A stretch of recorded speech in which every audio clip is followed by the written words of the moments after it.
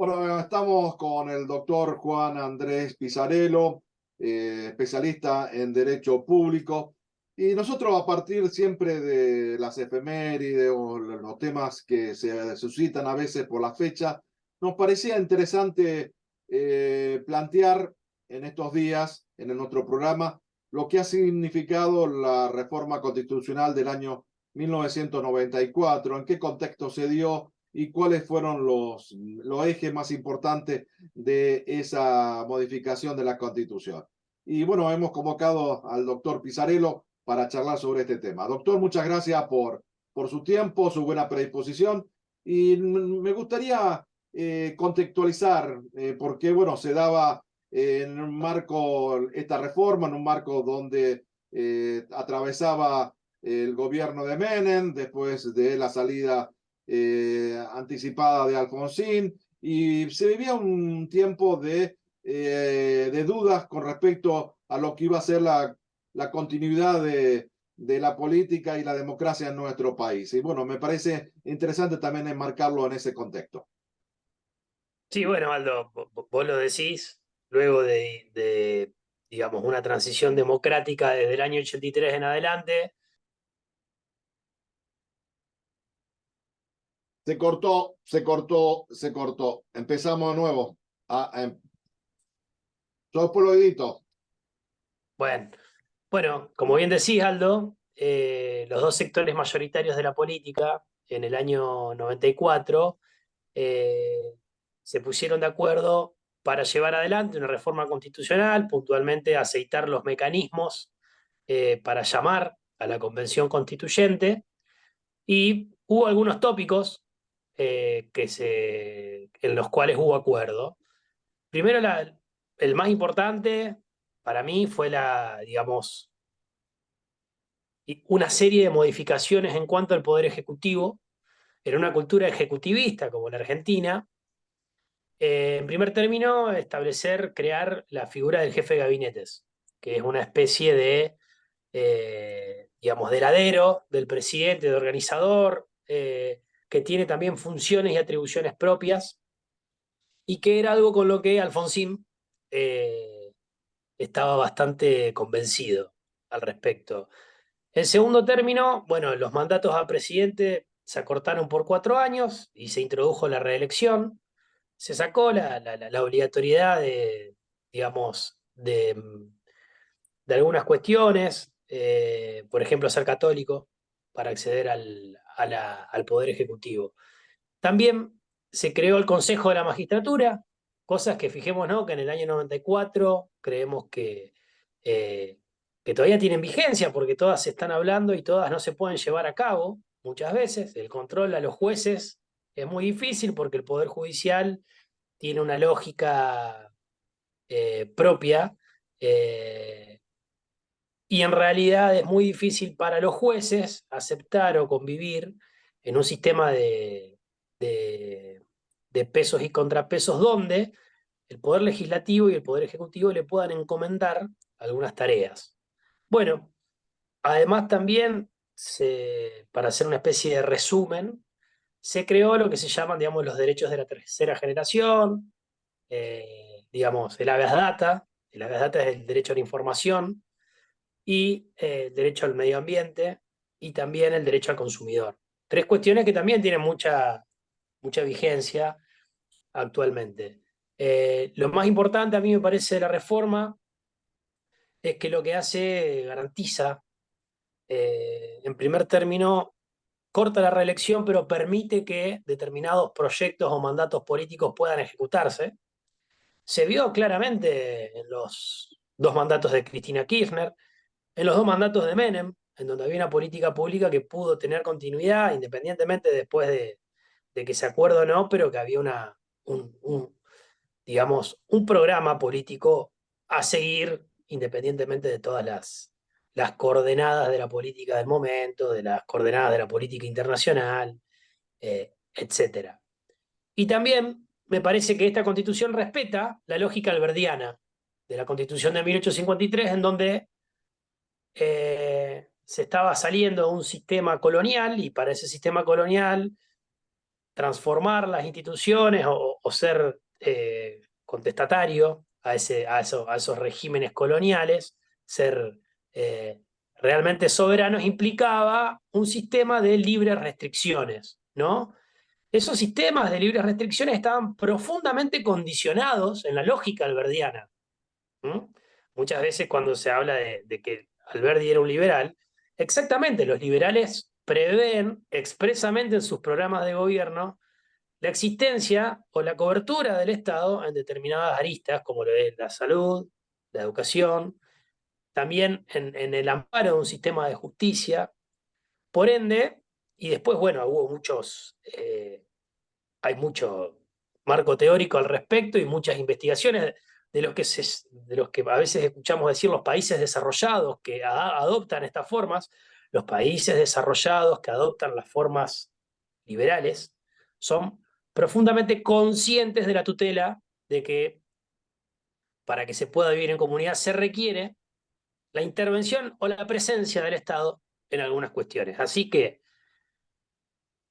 un poco teniendo en cuenta los discursos de las libertades que se están escuchando en este momento, no son discursos de las libertades, son discursos de las restricciones a las libertades, pero que no es nada más que una lógica argumentativa que utilizan esos sectores de la política, que por ejemplo consideran que el espacio de la memoria, la ESMA, que es una política pública conocida a nivel mundial a través de lo que fue el proceso en Argentina de memoria, verdad y justicia, sectores que comprenden que esos no eran sectores de la memoria, no eran, por ejemplo, la ESMA no es un museo de la memoria, sino que son lugares parciales.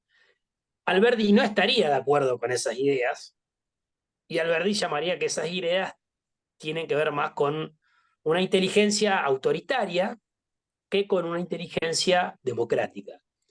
Eh, Me parece que es un poco el marco que le podemos dar a la cuestión y que la Constitución tutela en su reforma del año 94 este tipo de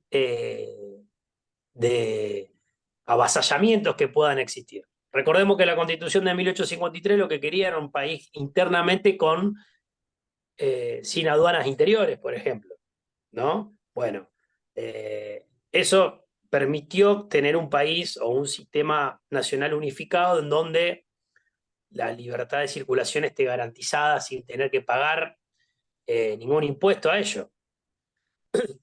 Bajo la lógica eh, libertaria o de los discursos que se escuchan ahora, tranquilamente cada gobernador de provincia podría volver a utilizar el argumento de que la libertad de circulación, por lo menos en mi provincia, no estaría garantizada respecto de foráneos. ¿Me permitís? Hay una cuestión también que creo que es importantísima porque hay cuestiones que tienen que ver con los derechos humanos, los pactos internacionales y también esto, ¿no? ¿Qué marco se da también a nivel nacional y a nivel de las provincias? Recordemos que la Constitución rige a todas las provincias, que sería la ley suprema que rige al país y que, bueno, las demás constituciones provinciales también tienen sus modificaciones o todas sus interpretaciones, pero respetando esta ley máxima que sería la Constitución Nacional. Sí, completamente. Y la Corte le pone en bastantes variables límites a esas autonomías provinciales. Por ejemplo, le pone un límite al decir X provincia no puede, bajo esa fórmula que utilizó, llamar nuevamente a elecciones con ese candidato a gobernador porque viola la Constitución. Como se dio recientemente en el caso de San Juan. Eh, o también puede decir la Corte, la CABA, la Ciudad Autónoma de Buenos Aires, puede prescindir del sistema de directrices del Poder Ejecutivo Nacional al momento de aplicar los propios recursos de salud para la pandemia o la propia organización en cuanto a la pandemia.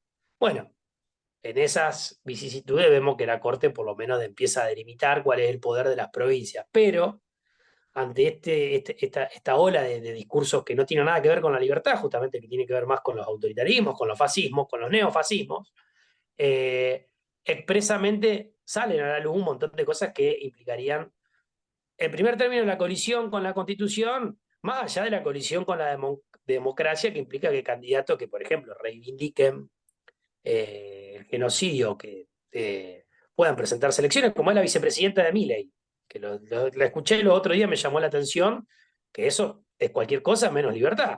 No hay ningún problema que un porcentaje del electorado argentino diga que tiene ideas que son cercanas al fascismo, pero para eso es la democracia también, para vivir en sociedad con reglas que sean democráticas o con reglas en donde todos podamos aportar a un debate, expresar nuestras ideas y generar consensos institucionales a través de ese prisma. Si me permitís, Juan, yo quiero también marcar algunas cuestiones, porque creo que este jefe de gabinete quedó casi a media agua de lo que podría haber sido un primer ministro, ¿no? Lo que era la figura casi máxima de lo que se pretendía. Pero también me parece que hay cuestiones que todavía faltan reglamentar, que faltan digamos, llevarla a la práctica con muchos de los mecanismos que se había fijado en esta reforma del 94. ¿Podemos hablar también de los puntos pendientes o las cuestiones todavía que faltan implementar en esta reforma del 94? Bueno, puntos pendientes. Yo creo que la figura del jefe de gabinete de ministros es una figura que se vio debilitada en los últimos años, pero el rol del jefe de gabinete es un rol que se pudo llevar adelante.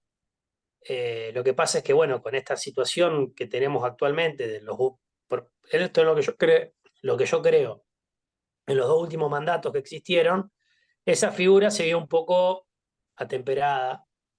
Marcos Peña fue un jefe de gabinete bastante presente, pero funcionaba más como operador que como figura institucional. ¿eh? Entonces eso realmente desdibujó el rol constitucional o este instituto, este órgano que es la jefatura de gabinete que vino a traer la constitución del 94. ¿Creo que hay que hacerle más reformas? No. Creo que tenemos que tener una dirigencia política consciente de los roles institucionales y que, bueno, hay determinadas personas, los candidatos presidenciales lo están diciendo, que no pueden ocupar determinados cargos, digamos, en relación a lo que representan, lo que representaron, los poderes que tienen alrededor, etcétera. Otro punto que me parece importante es el funcionamiento del Consejo de la Magistratura. A mí me parece que el Poder Judicial de la Nación, los jueces federales puntualmente y toda la estructura de los juzgados federales está en un proceso de democratización que se está llevando adelante, pero que se llevó adelante luego, digamos, de intentar remover obstáculos que tienen que ver con, bueno, con, con esta lógica bastante oscurantista que enarbola el Poder Judicial. Hoy los jueces no dicen que son jueces en los lugares sociales, no dicen, ¿qué haces vos? Y yo soy periodista, y vos, yo soy contador, y vos no, trabajo en tribunales, pueden llegar a decir. No es un rol, pero bueno, a eso llegaron también por los propios jueces. Personas que, por ejemplo, se eximen del pago de impuestos a las ganancias, pueden encerrarse en un cuarto y largar un acta, donde dicen, vos y yo no vamos a pagar impuestos a las ganancias. Entonces, esa credibilidad de los jueces está en manos y en pura y exclusiva responsabilidad de los jueces. Hay una, Bueno, el Consejo de la Magistratura, que tiene muchas... hay una cuestión corporativa también. Sí, igual en otros países esa cuestión corporativa también existe.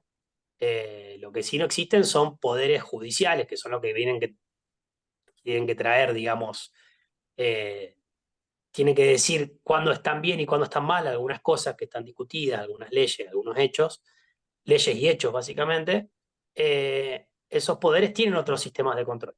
¿eh? En cambio, en la Argentina eso todavía está en una transición.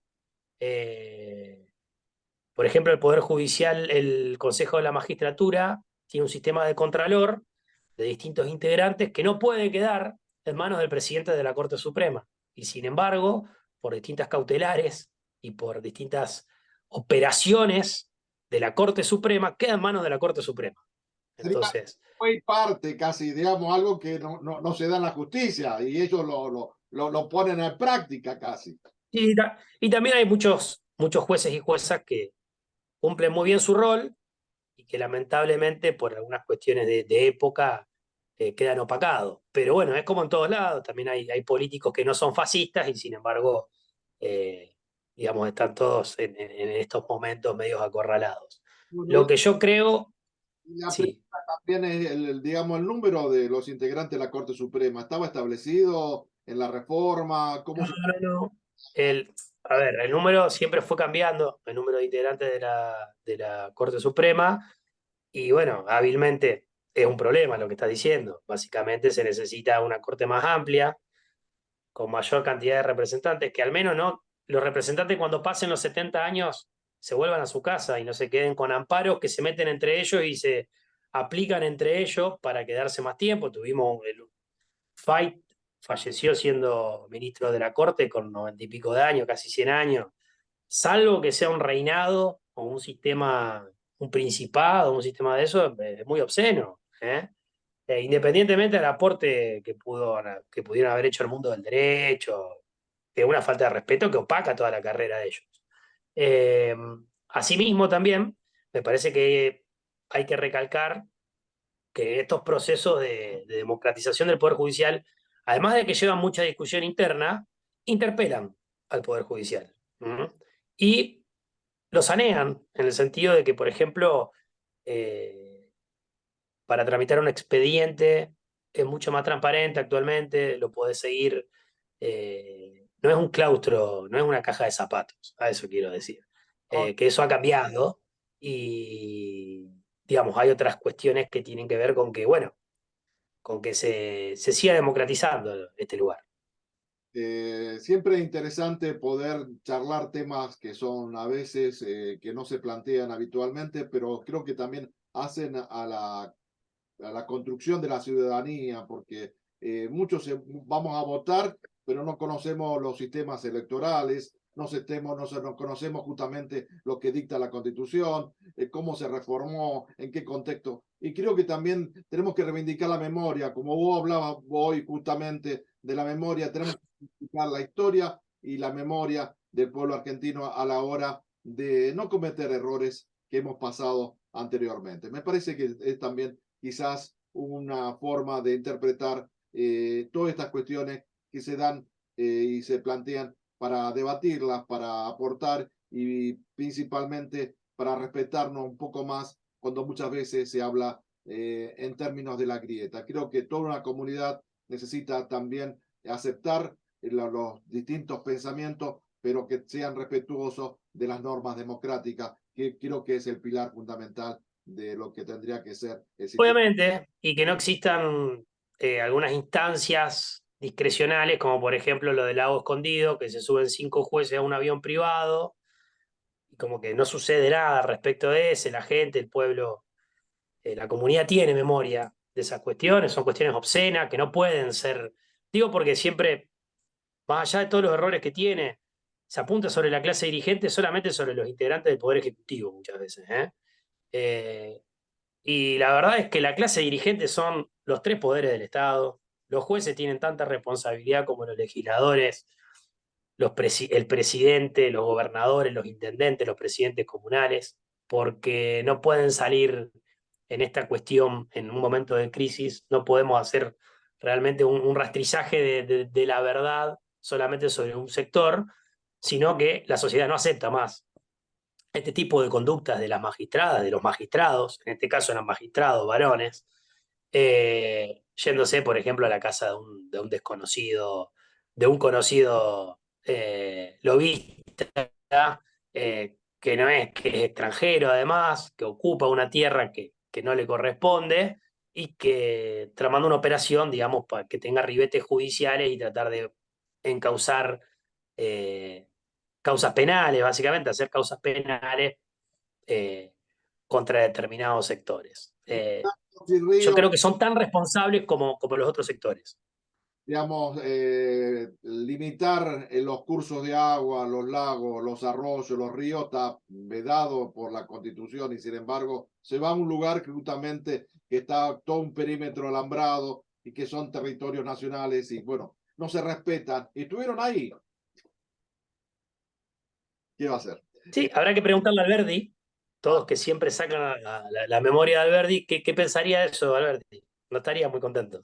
Estaría muy contento.